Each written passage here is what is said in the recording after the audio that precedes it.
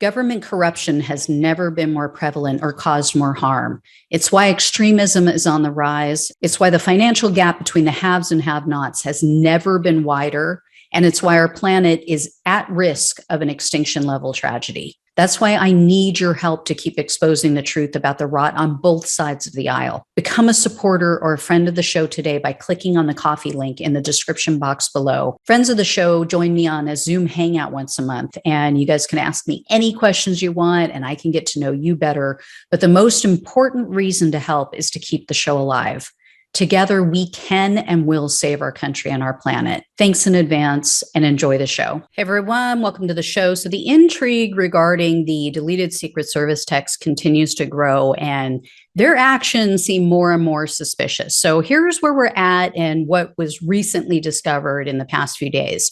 We now know that Secret Service agents received 3 separate emails ordering them to back up all of their relevant government work-related messages. One of those emails was sent prior to January 6th. The other one was sent just after January 6th, and then another was sent in February. However, the Secret Service, as you probably know by now, turned over only one text message. And they're claiming, no, everything else was deleted. But they say, oh, they had nothing to do with government business. How would they know? How would they know? We also now know that that is bullshit because metadata has been discovered on the phones of 10 Secret Service agents.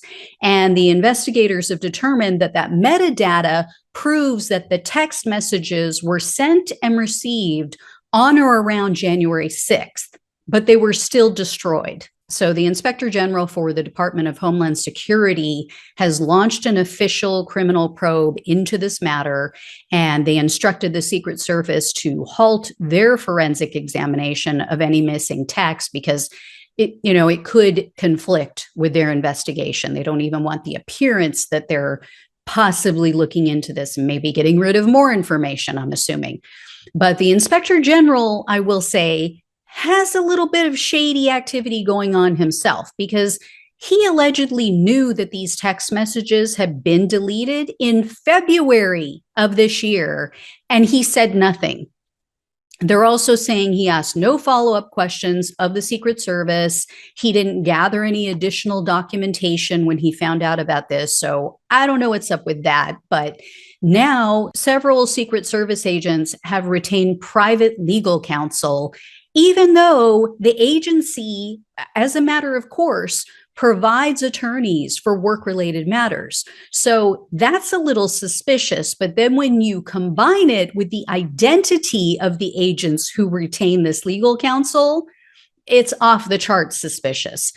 Tony Ornato, Robert Engel, and the driver of Trump's January 6th vehicle are the ones who lawyered up. Ornato and Engel, if those names sound familiar, it's because those are the 2 men who were discussed at length in the January 6th testimony from White House staffer Cassidy Hutchinson. She, as you may recall, said that those 2 men told her a story about Trump having a total meltdown in his vehicle on January 6th because he was told that he couldn't go to the Capitol.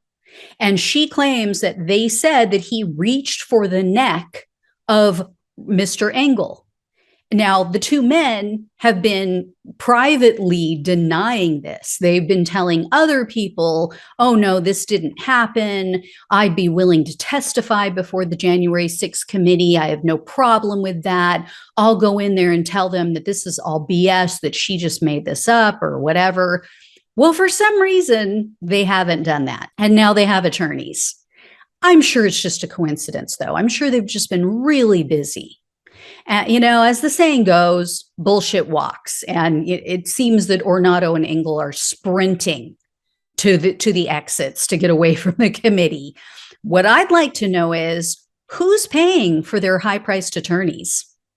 We will eventually find out, and I can almost guarantee you that the money will be tied to Trump in some way or form, because we know that some of his PACs and some of his related organizations have been covering the attorneys or were covering the attorneys of some of these people who now have testified in public, like Cassidy Hutchinson. In fact, she dropped her Trump-funded attorney when she decided that she wanted to come forward and speak in public. Yeah, that it's totally legal, but a complete conflict of interest. So anyway, guys, when and if I hear more, I'll let you know. Thanks so much for watching and listening. Take care. I'll talk with you soon.